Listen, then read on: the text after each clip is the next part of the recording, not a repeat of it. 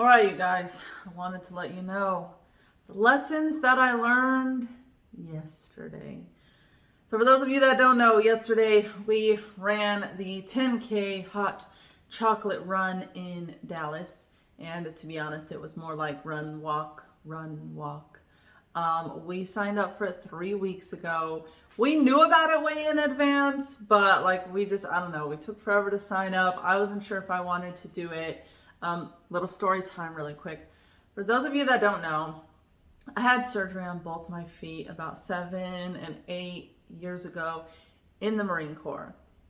Absolutely horrible. I got physical therapy for one foot. And it was exercises like, okay, if you guys have seen Kill Bill, and you remember when she's like paralyzed or whatever, and she's like in the hospital bed and she's like, wiggle your big toe. And she's like, keeps telling herself, that's basically what it was. Wiggling my freaking toe and doing these little exercises. But I only got it for one foot. They didn't give it to me for the other one. A doctor that I saw about a year and a half, 2 years later said, hey, they should have taught you how to walk all over again. And they didn't. And unfortunately, 2 years after surgery, it's not really like you can go back and fix that, do it again. Now, obviously doing some of the exercises is still going to help in general, but it's not going to get that range of motion back. It's not going to make that, you guys, it's horrible. It's like to the point where sometimes I'm walking around my house and they're hurting. When I go grocery shopping, 30, 40 minutes, painful walking around the store. I've tried a lot of different kinds of shoes. I don't, kind of at the point where it just, it is what it is. Another doctor years later here in Texas, he said, well, your surgery was fantastic. And he was like, I don't say that about a lot of foot surgeries. He was like, but they did a really good job on your surgery. So it was the failure of the Marine Corps and the aftercare that I received, right? Unfortunately, he said, really the only way to attempt to get that range of motion back would be additional surgery, which I refuse to do. So I'm kind of just stuck with how it is, right? So it was me, my husband, a friend, and her son. And so we decided to do the run, and we basically just decided, we're just gonna have fun. We just want to finish it, right? But I was kind of like, well, I want to at least run a little or jog a little, walk, whatever. So the first 3 miles, I was feeling pretty good. Sorry that my dogs are making so much noise. Hey, leave her alone, Rocco. He's messing with the old one. But so the first 3 miles was fine, right? Now, this event could have been organized way better, but it's okay. We didn't run the first 3 miles. We ran, walk, right? And the first 3, I was doing okay. I felt fine. I could feel my feet kind of hurting a little bit. Probably about halfway through, I don't know what the heck happened. But all of a sudden, my piriformis, for those of you who don't know, that's in the glutes area in the back, but it's a deep in there muscle. It's not one that's on the outside. So that just lit up. And I was like, oh, that's spicy. I was like, oh, that's not good, right? But I was like, it's okay. I'm just gonna push through it, right? And then the front of my hip started lighting up. And then my feet were just destroyed, okay? And when I say destroyed, okay, so the run was yesterday. So even me standing here is I need to hurry up and finish this video because I can barely stand here. But when I say destroyed, it's when I walk, I'm literally probably a 99-year-old freaking lady trying to walk. We're talking it was excruciating, okay? I had honestly debated just being I'm just gonna sit here. Come pick me up when you're done. There were so many times I was just fudge, man, how many more miles do we have? Because I saw the mile marker from mile number 1 and mile number 2. Didn't see another mile marker until, so we did a 10K and there's a 15K. They split off and then they met up again. So I didn't see another mile marker until mile 7 for the 15K people to track it. So that meant we were already at 4 miles. But I was like, okay, so what the heck happened to mile marker 3 and 4? You know, whatever. Well, 7 was technically 4. So I didn't see mile marker 3. I didn't know what the heck happened there. But I was like, okay, you know, only 2 more miles. So then I see mile marker 8. And I'm like, yes, only 1 more mile. Oh my gosh, when I tell you that last mile felt like an eternity. Literally the whole time, like I was starting to get upset because I was like, where is the mile marker? Like, where is it, you know? And then when I finally got to 9, it was like, fudge. We still have 0.3 of a mile left. And I was at the point where I was barely walking at that point. Like I was struggling. But I wasn't necessarily struggling mentally. I was struggling physically. And you know, they say that, you know, your body will try to quit like before your mind does or whatever. Like basically if you're mentally good, you can make your body keep going, right? Even though you're in this excruciating pain. And that's what I did. I finished the 6.2 miles, which since my foot surgery, that is the most I have ever walked. The most I have ever even jogged. Because due to the pain, I don't run. I don't go on hikes. I don't do those things because, well, I can hike for about, 30, 40 minutes, depending on the terrain before it starts getting pretty bad. But I really wanted to do it. I really wanted to finish. Even if I walked the whole entire 6.2 miles, like I wanted to finish it, right? And I think kind of the sad thing is before the military and stuff, I actually really enjoyed running. But you know, when it's excruciating to run, you don't really enjoy it.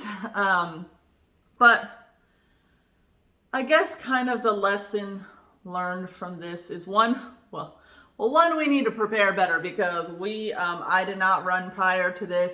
Actually about 2 weeks before the run, I was like kind of sick. Like, I don't know if I had a stomach flu or what, but it was like pretty bad. And I was in bed for like 4 freaking days. And I hadn't done any workouts in the last 2 weeks because like my upper body was just destroyed from our last workout. And I was like, well, I don't want to hit a workout before the run and be destroyed for the run. And it was funny because in the beginning of the run, I was like, whew, that 2 weeks of rest did me some good, right? Because I felt good. And the whole time I felt good, when it came to my cardiovascular endurance, when it came to my breathing, I felt good in everything other than the pain. And sometimes they say pain is just, well, we're not going to get into all that. Not a figment of your imagination, but you know what I'm getting at. And so I just had to push through it. It freaking sucked. It sucked. It really, the later half sucked, okay? But my husband stayed with me while the other 2 took off.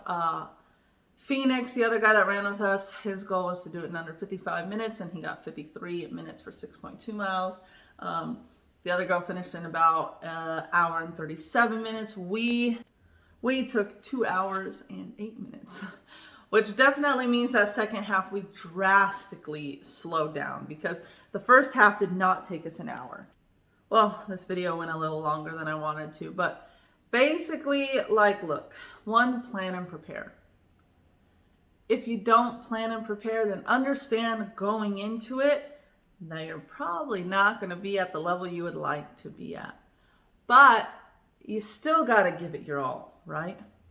Me walking and still jogging at the ending and periodically we do kind of like, oh, we're going to run from this stoplight to that one, or that stoplight to that little hill, or to that whatever. We'd like plan little markers to keep running and walking. But that basically was me giving it my all, because one, there was no running that whole 6.2 miles without proper planning and preparing ahead of time. So for me to even be able to run and walk 6.2 miles was like, I was more than happy with that. Last night was rough. Woke up in the middle of the night with severe pain in my knee. Luckily, it did not last to this morning. But since I had that hip issue, sometimes pain gets referred to the other side of the body, especially when it's a hip on one side. It is usually the knee on the other side. Woke up this morning and my shins and my ankle on like the outside are just, oh my gosh, it's so bad. My hip is feeling much better. My feet are still not good standing here for 11 minutes. But the shins and the ankle did not hurt yesterday, and they are hurting today. But like, I still did it, and one of the other girls, she didn't want to run it with us because she thought she couldn't do it. And it's like, you can, if you put your mind to it and you really want to do that. Now, if you don't want to do it, then what's the point? But if you want to do that, like if she really wanted to come and run with us and she really wanted to she could have done it. And honestly, she probably could have done better than, the other, well, maybe not the first kid, but she could have done really well on that run. But she didn't think that she could do it. And I wasn't sure at what point my feet and everything was going to start hurting on me, but I did it anyways because I wanted to do it. And we're going to start planning and preparing for another one in hopes that I can, in a sense, desensitize myself to that pain. Or maybe instead of at mile 3 it hurting, it won't hurt until 5 or 6. I don't know. I have no idea. I haven't tried it before. But that was something that was, in a sense, out of my comfort zone because I didn't run since that surgery because of the pain. I didn't go and do, these fun, crazy hikes because of the pain. But like, I don't want, I'll push through it when I want to, so it's like, I don't want that to ever be a limiting factor for me of, oh, sorry, you guys, I can't go on this hike with you because of this. Or, oh, I can't do this little excursion or this adventure with you guys because of this. Like, no, I'm gonna push through it because I want to be able to experience that too. I want to be able to go through that too. I may be in extreme pain physically, but mentally I'm like, yes, I did it. I got to come with you guys. I got to see it too. I got to do the activity too, So you got to have that strong mindset. You have to know what you want. 100% clear on what you want. Because if I didn't want to finish that run, I probably would have quit. I probably would have sat down and said, come get me when I said. Or when I woke up that morning and didn't want to go do it, I would have said, hey, I'm just going to stay in the car. I don't want to run it. But I did it anyways. I'm paying for it right now and yesterday, but I did it. Okay, in a few days, I'll be fine. So, moral of the story, be prepared, get uncomfortable, know what you want, be clear on what you want, and go freaking do it. Who cares if it's painful? Who cares if it's hard? Who cares if it's a long time? Go do it. Now, obviously, don't go putting yourself in I'm not telling you to put yourself in dangerous situations or situations that you might need medical attention if you attempt something like that. That's not what I'm saying. But I knew I wasn't going to require medical attention at the end of the run. Yeah, I was just going to be in a lot of pain, okay?